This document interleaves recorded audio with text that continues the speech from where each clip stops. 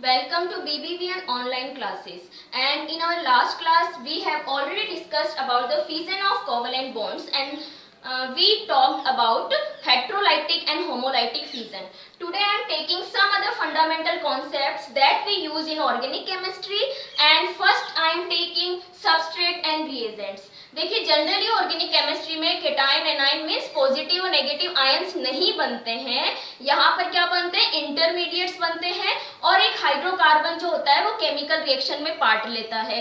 ये जो हाइड्रोकार्बन होता है वो क्या होगा, कार्बन का कंपाउंड होगा और यहाँ पे कार्बन कार्बन या कार्बन और अदर एलिमेंट के बीच में बॉन्ड ब्रेक होते हैं और न्यू बॉन्ड बनते हैं। तो ये जो ऑर्गेनिक मॉलिक्यूल या फिर हाइड्रोकार्बन जो रिएक्शन में पार्ट लेता है, जो ऑर्गेनिक मॉलिक्यूल होता है जो रिएक्शन में पार्ट लेता है, उसे हम बोल देते हैं सबस्ट्रेट। उसे हम क्या बोलते हैं, सबस्ट्रेट। और ये जो ऑर्गेनिक मॉलिक्यूल आफ्टर रिएक्शन किस में बदलेगा, प्रोडक्ट में बदलेगा। किसमें बदलता है, ये प्रोडक्ट में बदलता है। और ये ऑर्गेनिक मॉलिक्यूल या सबस्ट्रेट प्रोडक्ट में कब बदलता है, जब यहाँ पर कोई मॉलिक्यूल या दूसरा कंपाउंड क्या करता है, अटैक करता है। तो इस पर जब कोई मॉलिक्यूल अटैक करता है तो उस मॉलिक्यूल को हम बोल देते हैं अटैकिंग रीएजेंट। क्या बोल देते हैं हम उसको, अटैकिंग रीएजेंट। ओके, और ये जो अटैकिंग रीएजेंट होता है वही क्या है, रीएजेंट। ये क्या करता है, इसको इन्फ्लुएंस करता है ताकि ये प्रोडक्ट में बदल जाए। नेक्स्ट हम बात करते हैं न्यूक्लियोफाइल और इलेक्ट्रोफाइल, जिनके बारे में हमने लास्ट वीडियो में ऑलरेडी डिस्कस कर लिया है। तो देखिए यहाँ पर जब भी अटैकिंग मॉलिक्यूल ऑर्गेनिक मॉलिक्यूल यानी सबस्ट्रेट पर अटैक करता है या इसको इन्फ्लुएंस करता है प्रोडक्ट बनाने में, तो यहाँ पर बीच में क्या बनते हैं, इंटरमीडिएट बनते हैं। क्या बनते हैं बीच में, इंटरमीडिएट्स। ओके, और ये इंटरमीडिएट क्योंकि अनस्टेबल होते हैं, क्या होते हैं इंटरमीडिएट्स, अनस्टेबल, तो ये तुरंत ही प्रोडक्ट में बदल जाते हैं। तो ऑर्गेनिक रिएक्शंस जब भी होती हैं तो इन इंटरमीडिएट्स में मैंने आपको उस दिन भी बताया था क्या क्या बनता है। एक तो बनता है इलेक्ट्रोफाइल, या फिर बनते हैं न्यूक्लियोफाइल्स, या बनते हैं फ्री रेडिकल, या क्या बनते हैं, फ्री रेडिकल्स। तो इंटरमीडिएट कौन कौन से बन सकते हैं, इलेक्ट्रोफाइल, न्यूक्लियोफाइल और फ्री रेडिकल। या हम बोल सकते हैं जो इलेक्ट्रोफाइल्स यहाँ पर आते हैं जुड़ने या अटैक करने या एज एन इंटरमीडिएट अगर ये बनते हैं, तो इलेक्ट्रोफाइल्स कौन से होते हैं, जो इलेक्ट्रॉन डेफिशिएंट होते हैं, जिनके पास इलेक्ट्रॉनों की कमी होती है। न्यूक्लियोफाइल पे क्या होते हैं, इलेक्ट्रॉन डेंसिटी होती है, तो ये क्या करते हैं, बॉन्ड बनाते समय इलेक्ट्रॉन्स दे देते हैं, तो इसे हम बोलते हैं न्यूक्लियस लविंग या न्यूक्लियस सीकिंग। तो ये क्या करता है, न्यूक्लियस को प्लस की तरफ, न्यूक्लियस कैसा होता है, पॉजिटिवली चार्ज होता है, तो न्यूक्लियस की तरफ जाता है, या पॉजिटिवली चार्ज, पॉजिटिव चार्ज की तरफ जाएगा। और फ्री रेडिकल की बात हमने करी थी कि ये क्या करते हैं, इस पे कोई चार्ज नहीं होता है, ये होमोलाइटिक फिजन से बनता है। नेक्स्ट हम बात करते हैं इलेक्ट्रॉन मूवमेंट। इसकी बात करते हैं हम, electron movement in organic reactions. तो देखिए जब भी हम मूवमेंट की बात करते हैं इलेक्ट्रॉन्स की, तो देखिए ये दो तीन तरीके से होता है।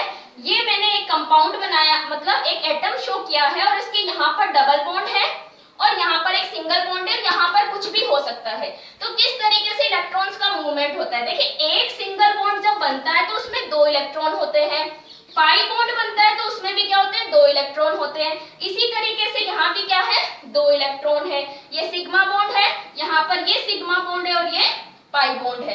तो जब भी एक कोवेलेंट बॉन्ड बनता है तो उसमें कम से कम दो इलेक्ट्रॉन होने चाहिए। अब देखिए ट्रांसफर किस तरीके से होता है, जब भी पाई बॉन्ड होता है तो या तो ये बॉन्ड ऐसे के ऐसे दूसरे कोवेलेंट बॉन्ड की तरफ शिफ्ट हो जाएगा, यानी कि दो इलेक्ट्रॉन जो है वो दूसरी तरफ शिफ्ट हो जाते हैं। तो किस तरीके से रिजल्ट हो जाएगा, या प्रोडक्ट में क्या इलेक्ट्रॉन्स का या बॉन्ड्स का पोजीशन कैसी हो जाएगी, इस तरीके से। ये यहाँ वाले दो इलेक्ट्रॉन इधर शिफ्ट हो गए तो ये पाई बॉन्ड यहाँ बन जाता है।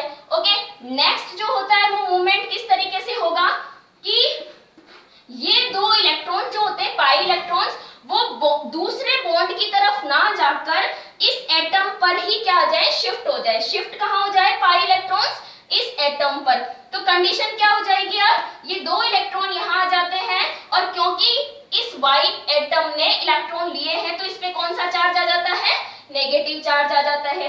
या फिर थर्ड कंडीशन क्या होती है कि हमारे पास में इस एटम पे ऑलरेडी 2 इलेक्ट्रॉन्स हैं, तो ये 2 इलेक्ट्रॉन्स क्या हो जाते हैं, पास वाले बॉन्ड की तरफ शिफ्ट हो जाते हैं और कंडीशन क्या हो जाती है, वाई डबल बॉन्ड और ये सिंगल बॉन्ड हो जाएगा। और जैसे ये यहाँ पर आ जाता है तो इस तरीके से क्या होता है, इलेक्ट्रॉन्स का मूवमेंट होता है ऑर्गेनिक रिएक्शंस में। नेक्स्ट हम बात करते हैं इलेक्ट्रॉन डिस्प्लेसमेंट इफेक्ट्स की। तो देखिए बहुत ही इंपॉर्टेंट है क्योंकि 12th क्लास में भी इन इफेक्ट्स की वजह से बहुत सारे रिजल्ट मिलते हैं और ये रिजल्ट हमें एसिडिक नेचर या स्टेबिलिटी को भी बताते हैं।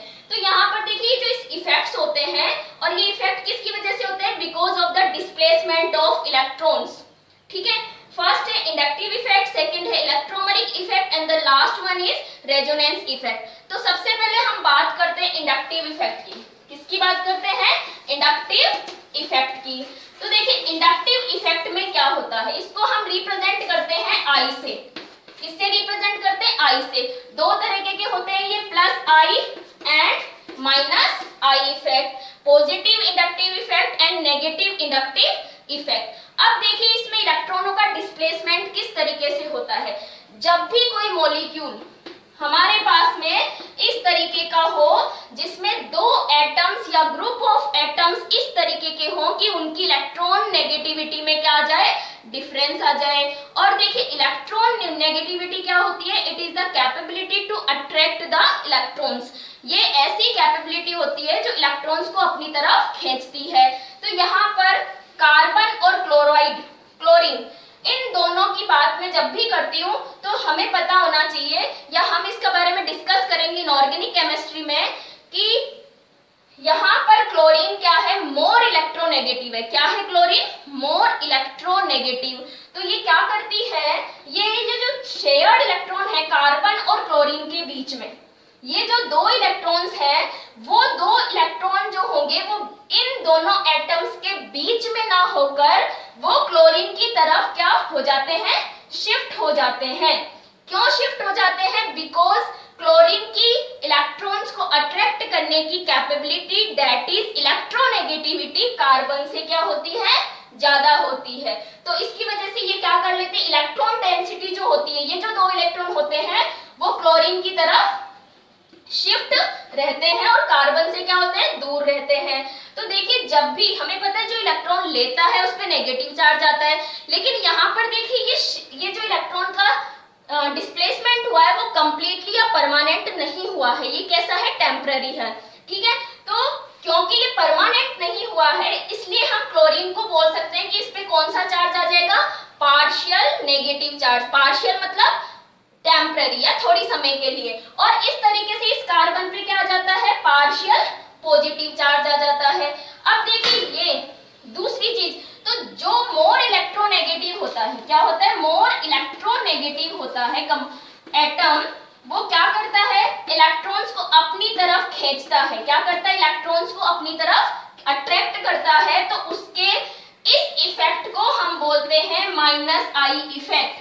क्या बोलते हैं हम इस इफेक्ट को, माइनस आई इफेक्ट। अब देखिए यहाँ पर ये दूसरा ग्रुप है और ये दूसरा ग्रुप कौन सा है, एल्काइल ग्रुप। कौन सा ग्रुप है ये, एल्काइल ग्रुप है। और जो एल्काइल ग्रुप्स होते हैं वो क्या करते हैं, इलेक्ट्रॉन्स को रिपेल करते हैं, इलेक्ट्रॉन्स को अपने से दूर भगाते हैं। तो जैसे ये इलेक्ट्रॉन्स को अपने से दूर भेजेंगे तो इस एल्काइल ग्रुप का ये जो इफेक्ट होता है उसको हम बोलते हैं प्लस आई इफेक्ट। क्या बोलते हैं हम इसको, प्लस आई इफेक्ट या पॉजिटिव इंडक्टिव इफेक्ट। ओके, अब देखिए मैं एक और एग्जांपल बना देती हूँ और उस एग्जांपल में आप ढंग से देखिएगा कि अगर मेरे पास कोई एल्काइल ग्रुप है, ये मैंने एक एल्काइल ग्रुप ले लिया, ठीक है, और यहाँ पे मैं ग्रुप लगा देती हूँ COOH। क्या लगाया मैंने, COOH। तो देखिए यहाँ पर क्या है, ऑक्सीजन है और ये बॉन्डिंग ऐसे आप लोगों को सबको पता है। तो यहाँ पर कार्बन और ऑक्सीजन के जब भी हम बात करते हैं तो ऑक्सीजन क्या है, मोर इलेक्ट्रोनेगेटिव है। मोर नेगेटिव होने की वजह से ये क्या करती है, इलेक्ट्रॉन्स को अपनी तरफ खींचते हैं। ओके, तो जैसे ये अपनी तरफ खींचेंगे तो ये जो ग्रुप होगा वो ग्रुप क्या शो करता है, -I इफेक्ट। क्यों शो करता है, क्योंकि ये इलेक्ट्रॉन को अपनी तरफ अट्रैक्ट करता है। जबकि ये जो कार्बन है या ये एल्काइल ग्रुप है, वो एल्काइल ग्रुप क्या करता है, इलेक्ट्रॉन को रिपेल करता है, अपने से दूर भगाते हैं। तो इस वजह से इस एल्काइल ग्रुप के इफेक्ट को क्या बोलते हैं हम, +I इफेक्ट।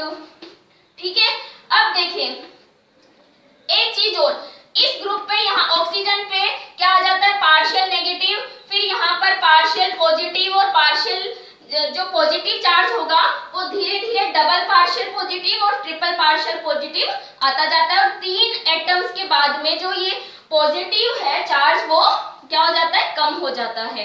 नेक्स्ट इस तरीके से देखिए, जो इंडक्टिव इफेक्ट होते हैं, प्लस और माइनस इंडक्टिव इफेक्ट, उसके बेसिस पर 2 तरीके के ग्रुप्स होते हैं। एक तो होते हैं इलेक्ट्रॉन डोनेटिंग ग्रुप और एक होते हैं इलेक्ट्रॉन विथड्रॉइंग ग्रुप। तो आपको पता चल ही गया होगा, इलेक्ट्रॉन विथड्रॉइंग मींस इलेक्ट्रॉन्स को खींचने वाले, तो Cl, ठीक है, COOH, CHO, CN, ठीक है, NO2।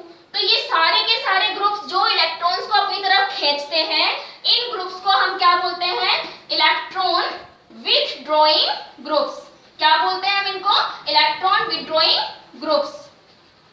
ओके, और जो एल्काइल ग्रुप्स होते हैं जो इलेक्ट्रॉन्स को अपने से दूर भगाते हैं, उन्हें हम क्या बोलते हैं, इलेक्ट्रॉन डोनेटिंग, क्योंकि ये इलेक्ट्रॉन दे रहे हैं, अपने से दूर भेज रहे हैं।